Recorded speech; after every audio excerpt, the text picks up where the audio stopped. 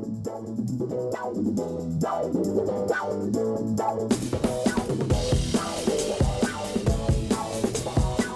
going on? It's Roth. We are here live at Comic-Con with Jarvis himself, James Darcy, obviously from Margins. My goodness, it's been such a day, I can't even speak anymore. Marvel's Agent Carter, thank you very much. Congratulations on a great first season. I love this season. I'm so glad it's coming back. How does it feel for you? Well, thank you, first of all, and we are all very happy that we're going to get a chance to do it again as well. I think one of the things with the first season is you spend a lot of time creating the world, creating the characters, getting to know everybody a little bit, so you have to soft pedal it slightly. With a second season, well, there's so much done for us already that we get to have fun now. How do you see sort of the relationship evolving from here with Peggy? Do you think that they will deepen the friendship? They've been through so much already, but the trust has been really tested. Right, well, the trust has been tested, and then at the end of the season, they kind of... worked it out a little bit. The big change this year is that the show is moving from New York to Los Angeles. Yes. So that is going to create, hopefully, some comedy, but also possibly a little friction. I don't think Jarvis is going to take very well to Hollywood land. Somehow. I don't think he will either, but Howard will love it. Howard's trying to start a movie studio. Oh, is he really? Yeah, he's God. like becoming, he's becoming a movie mogul. So that's happening. I don't think that Jarvis is going to approve of movie stars particularly, or sunshine, or palm trees, or open-top cars, or people not wearing ties or sunglasses. Are we going to meet his wife? Yes! We are going to meet his wife. Finally. I was also slightly worried that Anna was a bit like Niles' wife in Frasier, and just was never going to exist in real life, but we are going to meet his wife. I won't even ask anything more about it just because I'm so excited for it to happen, but I imagine you guys obviously have an intense backstory. Will that play out into the season? Do you want to see Jarvis kind of get more in on the action because he has this military background? Well, he does have a military background, and also I think that that first season has awakened something in him. I mean, I think as it went along, he definitely tried to insert himself a little bit more into being more physically present in the action. So, yeah, I hope he does. But also one of the things that I loved was he was funny. Yeah. And I hope that they keep that up as well. Oh, absolutely. Well, they had to be because to play against Howard and Howard is such a mess without him. What do you see for that relationship? Because I think that was really tested too. You know, Howard sort of pushed Jarvis to some places. Yeah, but I feel like that's been going on a long time. There's a lot of secrets between those two. Right. I don't know if we're going to find out any of them in this season, but they definitely have a very deep history. So I feel like they can push each other pretty far and still somehow get away with it. And if you remember, at the end of the season, they ended up he was hugging him, and you're all right, Jarvis, and you know. They'll always come back to one another. Right, they're like an old married couple. It's interesting because at a certain point, they had talked about the idea of maybe jumping around in time. Right. Which could maybe mean that you would interact with a young Tony at some point. Is that with a young Tony at some point?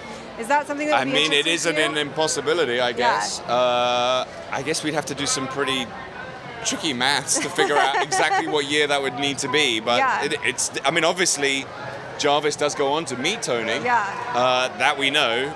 Are we going to cover it in the show? I mean, not in this season. Not in this season. But is it maybe in season 3? Maybe in season 3. Is that something you'd want to cover in this season? To meet young Tony? Yeah. But I feel like we'd have to be in the late 60s in order to do that. How are you gonna get so we'd there? have to jump 20 years. Yeah, that's quite a bit. And I've got a feeling that this story is going to take place in 1947. Yeah, for quite a while, right? For this season, yeah. So is it going to focus more on sort of S.H.I.E.L.D., or is Peggy going to sort of be doing her own thing at this point?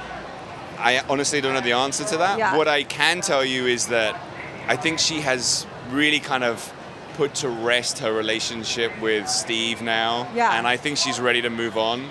And I think that she does move on. I think she's maybe going to meet someone. I don't know if it's the someone, because we know later on that she gets married and she has kids. But I don't know if it's that person she's going to meet, but she's going to meet someone.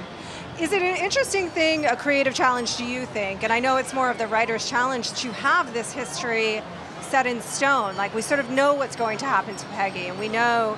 I feel like they embrace it, though. Yeah. I feel like they love that they know where it's got to end up, but there's this huge gray area in the middle that they get to play with. You know, Yeah. so long as they end up, they hit the certain beats that the fans know have to be hit. I think that our writers love having that framework.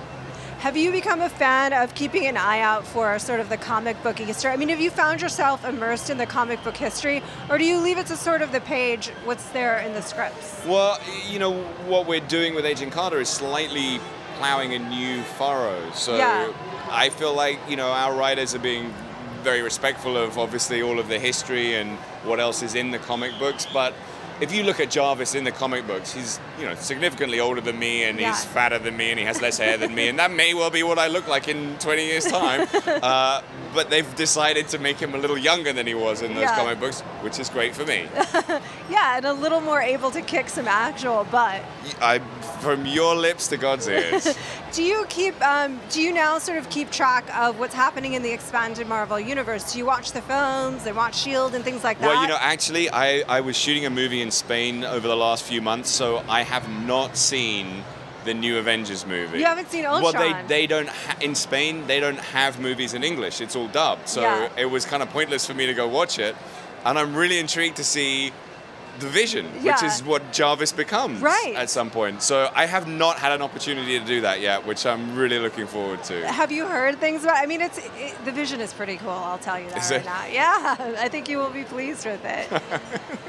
But you don't sort of pay attention to S.H.I.E.L.D. and things like that. You sort of, because obviously that is the further out future extension of what's happening for you guys. Well, you know, they're our sister shows, so Yeah. we're their sister show is probably the better way of putting it.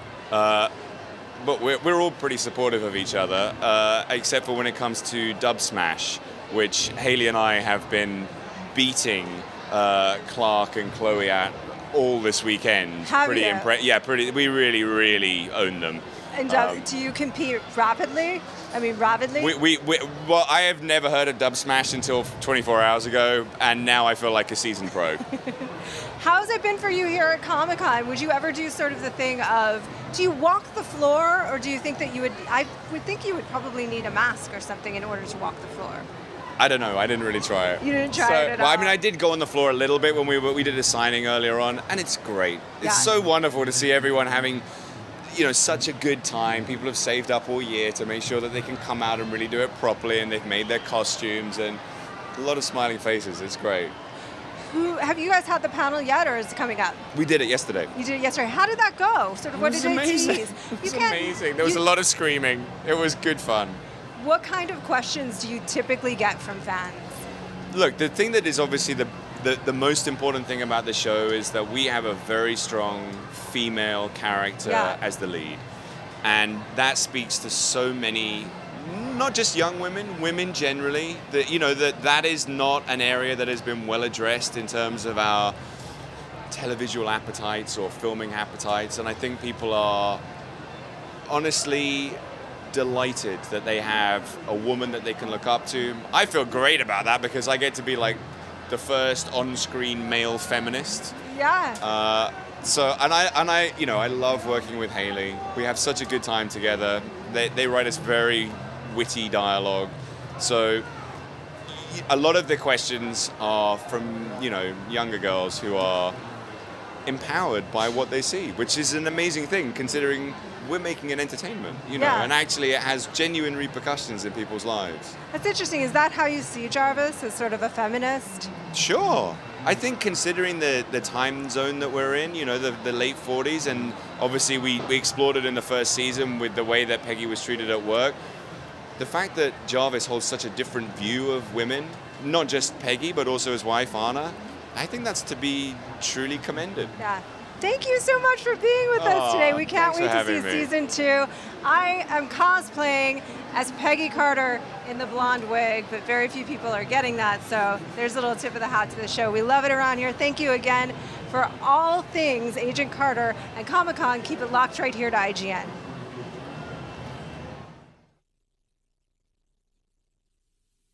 IGN Live at Comic-Con is presented by the all-new LG G4. See the great, feel the great. And Marvel's Ant-Man, in theaters July 17th.